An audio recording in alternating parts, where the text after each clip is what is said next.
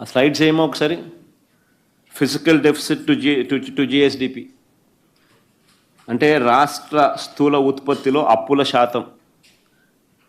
రాష్ట్ర స్థూల ఉత్పత్తిలో అప్పుల శాతం మా 5 సంవత్సరాలలో రాష్ట్ర జిఎస్డిపిలో అప్పుల శాతం 4.08% అయితే ఈయన హయాంలో 2024-25 ఈయన ఒక్క సంవత్సరం హయాంలో రాష్ట్ర జిఎస్డిపిలో రాష్ట్ర స్థూల ఉత్పత్తిలో అప్పుల శాతం 5.12%.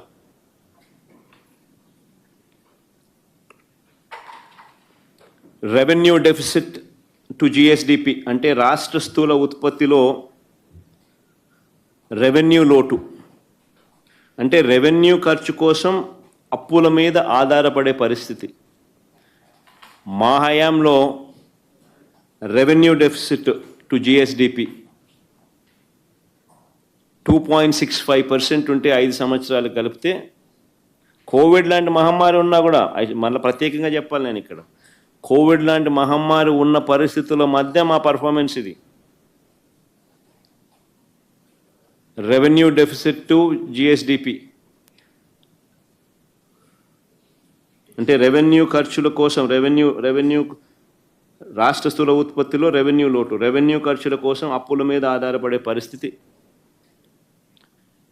2.65% మా హయాంలో ఉంటే 3.61% చంద్రబాబు నాయుడు గారి 2024-25లో రెవెన్యూ డెఫిసిట్ టు జిఎస్డిపి. 2024-25లో 3.61%. ఇంకో సైడ్ రాష్ట్ర చరిత్రలో ఇంకొక నిజంగా కని విని ఎరుగని ఒక ఘటం ఇది. రాష్ట్ర చరిత్రలో ఒక కని విని ఎరుగని ఘటం ఇది. ఇది అందరూ జాగ్రత్తగా వినాలి.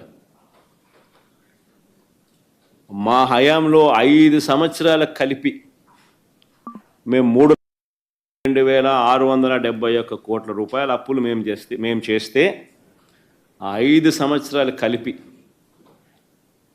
3,32,671 కోట్ల రూపాయల అప్పులు మేము చేస్తే, అంటే దీంట్లో రాష్ట్రానికి సంబంధించిన డైరెక్ట్ గవర్నమెంట్ అప్పు కానివ్వండి, లేదా స్టేట్ గవర్నమెంట్ గ్యారంటీడ్ డెట్ అప్పు కానివ్వండి, లేదా పవర్ సెక్టర్ లాంటి public sector undertakings wear state government non guaranteed liabilities of state government కానివ్వండి, అన్నీ కూడా కలుపుకుంటే కూడా చంద్రబాబు నాయుడు గారు దిగిపోయే నాటికి చంద్రబాబు నాయుడు గారికి 1,40,717 కోట్లు ఆరంభంలో చంద్రబాబు నాయుడు గారికి వస్తే, చంద్రబాబు నాయుడు దిగిపోయే టయానికి 3,90,247 కోట్లకు అది ఎగబాకితే, మా హయాంలో 390 కోట్ల నుంచి 3,90,000 కోట్ల నుంచి 7,21,000 కోట్లకు పోయింది. అంటే మా 5 సంవత్సరాలలో కలిపి మేము 3,32,000 కోట్లు అప్పు మేము చేస్తే, ఇక్కడ మీరు ఆలోచన చేయండి. మా 5 సంవత్సరాలు కలిపి 3,32,000 కోట్లు మేము అప్పు చేస్తే, ఒకే ఒక్క సంవత్సరం చంద్రబాబు నాయుడు గారు 2024-25 ఒకే ఒక్క సంవత్సరం, అంటే ఈ 12 నెలలు తీసుకుంటే, అంటే ఈ 2 నెలలతో కూడా కలుపుకుంటే, అంటే ఈ ఏప్రిల్ మే కూడా, ఈ 2025 ఏప్రిల్ మే కూడా కలుపుకుంటే, చంద్రబాబు నాయుడు గారు చేసిన అప్పులు 1,61,301 కోటి, అంటే 48.5%. అంటే మేము 5 ఏళ్లలో చేసిన అప్పులు ఏకంగా 48.5% అప్పులు ఈయన కేవలం ఈ 12 నెలల ఈయన పాలనలో ఆయన చేసిన అప్పులు. బ్రేకప్ కూడా క్లియర్గా రాసినాం చూడండి అక్కడ కిందనే. 2024-25 సంవత్సరం ముగిసే నాటికి 81,597 కోట్లు. తర్వాత ఏప్రిల్ మేలో ఆయన చేసిన అప్పులు 22,500 కోట్లు. తర్వాత జూన్లో ఆయన చేసిన అప్పులు మరో 14,000 కోట్లు, ఎస్డిఎల్ బారోయింగ్స్ మరో 14,000 కోట్లు. Off budget borrowings through APPFC 710 కోట్లు, off budget borrowings through AP Markfed 6,000 కోట్లు, off budget borrowings through civil supplies corporation 2,000 కోట్లు, off budget borrowing through APMDC bonds 3,489 కోట్లు, borrowing secured on account of Amaravati అంటే world bank, Asian development bank ద్వారా 15,000 కోట్లు, హుడ్కో ద్వారా 11,000 కోట్లు, కేఎఫ్డబ్ల్యూ Germany సంస్థ ద్వారా మరో 5,000 కోట్లు. So borrowing secured on account of Amaravati 31,000 కోట్లు. కలుపుకుంటే 161,301 కోటి చంద్రబాబు నాయుడు గారి ఈ 12 నెలల కాలంలో ఆయన చేసిన అప్పులు. మేము 5 ఏళ్లలో చేసిన అప్పులు 3,32,000 కోట్లు అయితే ఆయన ఒక సంవత్సరంలో చేసిన అప్పులు 161,000 కోట్లు, 48.5%. మా హయాంలో ఇంకా కోవిడ్ ఉన్నది. మా హయాంలో కోవిడ్ ఉన్నప్పటికీ మా పరిస్థితి అది.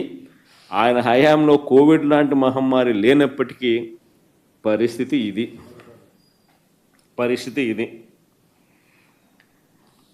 ఇక రాష్ట్రానికి సంబంధించిన ఆదాయాల పరిస్థితి ఎలా ఉంది? రాష్ట్రం సంబంధించిన ఆదాయాలు ఎలా ఉన్నాయని గమనిస్తే రాష్ట్రానికి సంబంధించిన ఆదాయాలు రాష్ట్ర ఖజానాలోకి రావడం లేదు. రాష్ట్రానికి సంబంధించిన ఆదాయాలన్నీ కూడా చంద్రబాబు నాయుడు గారు ఆయన గజదొంగల ముఠ పంచుకొని తింటున్నారు. అది క్లియర్గా కనిపిస్తుంది. 2000 ఈ ఫస్ట్ హోల్ ఇయర్ పెట్టుమా, అదే ఫస్ట్ హోల్ ఇయర్ చూపించి తర్వాత దీన్ని కొట్టుదాం.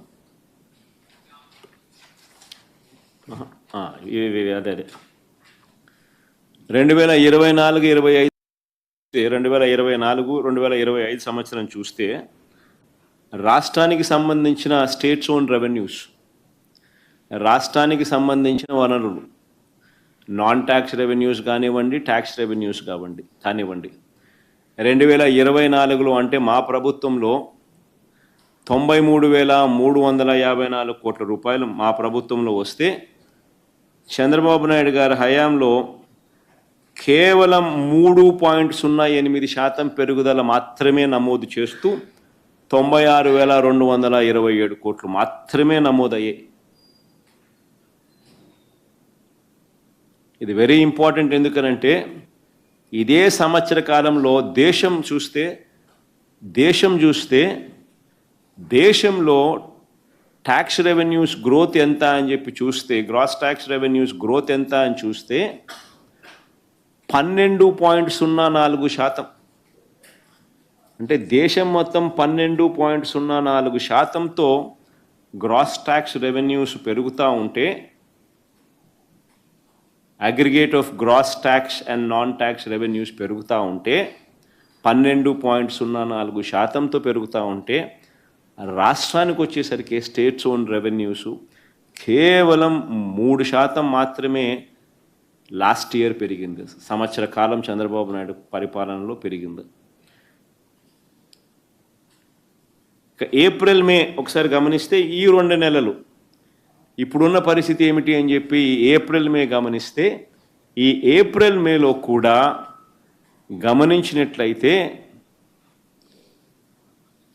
మా ప్రభుత్వ హయాంలో ఏప్రిల్ మేను, ఈ ప్రభుత్వ హయాంలో ఏప్రిల్ మేను గమనిస్తే స్టేట్స్ ఓన్ రెవెన్యూ, రాష్ట్రానికి సంబంధించిన వనరులు, ట్యాక్స్ రెవెన్యూస్ కానివ్వండి, నాన్ ట్యాక్స్ రెవెన్యూస్ కానివ్వండి, మా హయాంలో 14,644 కోట్లు ఏప్రిల్ మే 2 నెలలు కలిపి వస్తే చంద్రబాబు నాయుడు గారి హయాంలో అది తగ్గి 14,579 కోట్లు, అంటే -0.44%.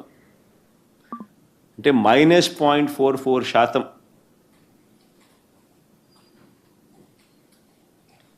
అంటే రాష్ట్రానికి సంబంధించిన ఆదాయాలు రాష్ట్ర ఖజానాలోకి రాకుండా చంద్రబాబు నాయుడు గారి జోబుల్లోకి, ఆయన గజ దొంగల ముఠా జోబుల్లోకి పోతా ఉందని చెప్పడానికి నిదర్శనం ఇది.